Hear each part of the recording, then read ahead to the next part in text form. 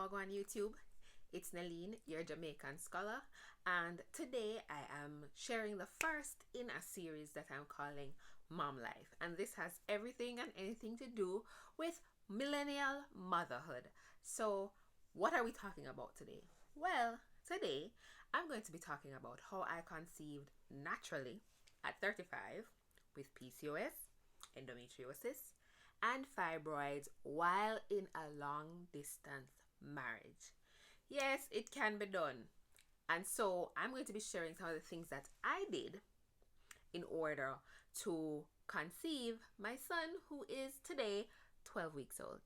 As I mentioned before, I had both PCOS and endometriosis, and in 2017, I did a pelvic ultrasound which found 4 small fibroids, and so I knew that those were things that I had to deal with when it was time to get pregnant. My doctors had told me that I had about a 30% chance of conceiving at all, and it was pretty much certain that I would need some kind of fertility medication in order to conceive. So let's start with the first thing that I did. No, the first thing that I did was actually getting help for my endometriosis symptoms. I had very, very, very painful cramps. Also, the endometrial growth had been affecting my kidneys and bladder. Close to my period, I had to be going to the bathroom extremely often. And that was something that was very, very challenging. So I saw my gynecologist, and about April, May of 2018, I started taking Vizan. And Vizan was a fairly new medication that was supposed to help with shrinking those endometrial cells. The course of treatment was about 6 months, and during that time I had no period, and pretty much you could get pregnant, but I didn't, right? I wasn't trying anyways. So that's one of the first things that I did. I tried to deal with my endometriosis, and so Vizan was what I used for that 6-month period. So I took Vizan from about April, May until the end of November. I got married in December, and so I stopped taking Vizan at that time because my husband and I had already decided that as soon as we got married, we were going to start to try to have a baby. So we didn't we wanted to stop our medication for at least a few weeks before our wedding. The second thing that I did was to try to address my PCOS naturally. Now, there are a number of ways that you can try to get help for PCOS. A lot of people go and they see a gynae or a reproductive endocrinologist. I think that's the name of the profession, and they might prescribe metformin and other medications in order to assist with your PCOS symptoms. Now, for me, what I ended up doing was decided that I wanted to go about this a more natural way. Now, it also helped that I was preparing for my wedding. I had gotten engaged in March, and my wedding was going to be in December. And so I wanted also to have my, body for my dress. And so I decided that I was going to undertake a fitness regimen, because one of the things that they tell you about PCOS is that not only does it pretty much make it easier for you to gain weight, it makes it harder for you to lose weight. But one of the natural ways of dealing with PCOS symptoms is to lose weight. So I decided that I was going to undertake a fitness regimen. And as a part of that fitness regimen, I, 1, got a gym membership, and 2, hired a personal trainer. And I worked with this personal trainer from May of 2018, not just till my wedding, but even after, even while I was pregnant. And that was one of the things that I knew I had to do in order to conceive as well, to kind of regulate my PCOS symptoms. So what was I doing? I was working out 6 days a week with a personal trainer. And even if you can't afford a personal trainer, I would strongly recommend some kind of fitness regimen. I lost over 20 pounds between May and December and was able to keep all that weight off afterwards and before I got pregnant. And that is one of the most natural ways of regulating PCOS symptoms, is to manage your weight. I'm not saying that it is easy, because it is not, but it was something that I was dedicated to, and so I was able to achieve that. So the third thing that I did was to actually start eating healthy, and that went hand in hand with the exercise regimen. And eating healthy for somebody with PCOS is completely different than another person. No, what I did was I saw a nutritionist, and we talked about my PCOS. We talked about my endometriosis. We also got some measurements, my BMI, my metabolic age, all of that. We talked about what my goals were, what I wanted to do, which was 1, I'm getting married, I'd like to lose some weight, but 2, I also would like to have a child shortly thereafter, and so I'm trying to be in the best possible shape. And she was able to make some recommendations. She gave me a meal plan, which I followed pretty closely, and was able, once I kind of learned how to work the meal plans and about portion sizes, then I was able to make substitutions. Now, I won't say that I was on a diet, because it is a lifestyle change, and for people with PCOS, it doesn't make any sense that you try to go back to, eating whatever you felt like. And for somebody with PCOS, it's particularly important because, for example, what we know is that simple sugars helps to exacerbate PCOS symptoms, right? And so I had to cut out simple carbs, so white rice, white flour, all of those things. I also had to regulate sugar intake.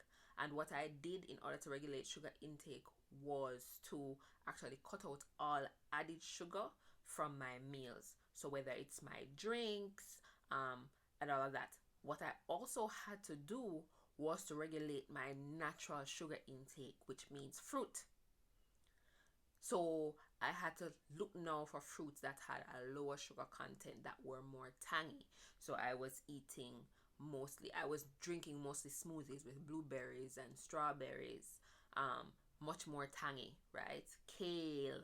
I was also doing natural proteins, natural fiber, so a lot of flax, a lot of chia, a lot of oats.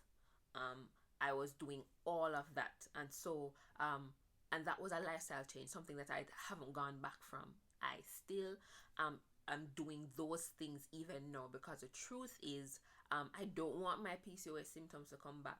Right now I'm in postpartum. I don't know what it is going to be like once I start breastfeeding.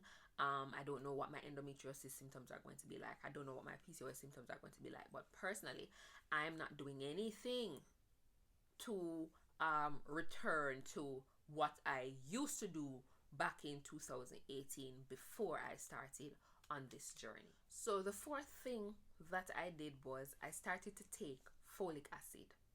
Now, my younger sister actually told me that folic acid was something that I should try to take if I intend to get pregnant, or if I'm trying to get pregnant, because folic acid actually helps with the baby's fetal development. I didn't know what folic acid had to do for me, but I was like, okay, people who want to get pregnant take folic acid, I'm going to take it. And then when I went and saw my gynecologist, she actually prescribed a higher dosage of folic acid that I was taking from about January, February, all the way through to the end of the first trimester. And so I started taking folic acid, which is, pretty simple. It's just a supplement, right? Let's talk about thing number 5 that we did, which was actually testing. Now, we were living in separate countries, like I said, and because I knew I had PCOS, endometriosis, and fibroids, one of the things that my gynecologist recommended was that we both get tested so that we would know if there were any obstacles to us conceiving naturally. Now, bear in mind that most people don't do these types of tests until after they've been trying for 6 months or more before, or unsuccessfully before they do these tests. But my gynecologist was like, if you're really serious, you want to get pregnant this year, you and your husband should both go ahead and do those tests. So I went and I did a HSG, and this is a test where they shoot a dye up into your fallopian tubes, and what it does is to check if there are any blockages in your fallopian tubes. Very painful, I must add. Like, seriously, if you're going to do a HSG, please take some high level pain medication before you go. Very traumatic. Anyways, yes, so I did the HSG, and my husband also went and did a sperm analysis to make sure that he was in normal range or whatever. Test came back, we were both fine, no issues, right? So therefore, my gynecologist was like, okay, well, you're doing everything you're supposed to do. Don't worry about it, just relax, keep going. So that was the 5th thing that we did. So the 6th and most useful thing that we did, and most useful in that my body was ready because I had been exercising, I'd been eating right, I had done testing, I knew that I was fine. But the most important thing that I did was, 1, get a basal body temperature thermometer, BBT thermometer, and 2, get a OPK test kit. Okay, the BBT tests your basal body temperature, and you test your basal body temperature in the morning as you wake before you get out of bed. Then you have the OPK test strips. Those tell you when you are ovulating. Those 2 things together are what I credit to getting pregnant exactly on time. Because even though my husband and I had been trying since December, we weren't serious. We weren't, tracking timing on the calendar and all of that. We were just trying to see each other around the time that I thought I was ovulating and see if something would happen. So December, we were able to be together. We weren't able to be together in January, but in February we were able to be together. We weren't able to be together in March, right? Nor in April at the right time. But in March, that's when I bought the BBT, and we started using the BBT and the OPK together. I had the basal body temperature thermometer before and was using it to track when my temperatures, right? So I'd had it from about February. And in February, I was able to know when I was not pregnant based on the BBT. Because what happens is when you test your basal body temperature in the mornings, you will have a pretty consistent temperature every morning. When your temperature starts to shoot up, you know that you're about to ovulate. It will stay very high during the time that you're ovulating and after you have ovulated for several days. If that temperature starts to fall consistently over several days, you would have known that you had not conceived. So for example, when we tried in February, that's how I was able to know that there was no baby, because after about 7 days after my when I thought I had ovulated, my basal body temperature dropped and kept on falling, and a few days later I had my menses, so I knew, right? So then in March we got the OPK test strips and we started using them together in May, right? And I literally flew to the States within the window that my OPK, based on tracking my OPK in April, I knew around when I should be ovulating. And then during those days that when I got here in May, to the US in May, during those times that I should have been ovulating, I tested using the OPK in the morning using that first P, and I was able to say definitely, oh, I'm ovulating within this window, right? And sure enough, like, May was it. By so we conceived probably about the end of May, about the 30th. That's my estimate. And by June, I knew I was able to test at home, get a positive result, and head to the doctor to have it confirmed.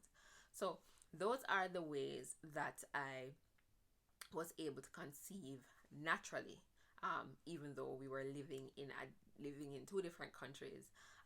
Clearly, it helps that we had the resources to do the testing that we needed to be able to, get the gym membership, the personal trainer, the whole 9 yards. But I think that is something that women are able to do even without, a trainer. If you are dedicated to physical fitness, improving your physical fitness. And I don't mean like, oh, I would like, no, you have to be dedicated. And yes, it was especially challenging seeing as we were in two different countries, but of course we were able to make it work. Like I said, the BBT and OPK, those are the two most important things that definitely helped me. And I don't know if I said this, but I am 35 years old. I got pregnant at 34, a few months before my 35th birthday. So if you are out there in the struggle with PCOS, thinking I haven't gotten pregnant yet, or I'm not ready, or I'm not in a position to get pregnant yet, it can still be done. It can still be done, and it can still be done naturally. I was told I only had a 30% chance of conceiving at all. I conceived naturally after only trying for about 5 months. And I mean, we only seriously tried twice. All right. So that's it for today's video. I'm so lucky my son actually slept through this entire recording, which is a petite feat. Anyways, I will see you on the next one. Walk good.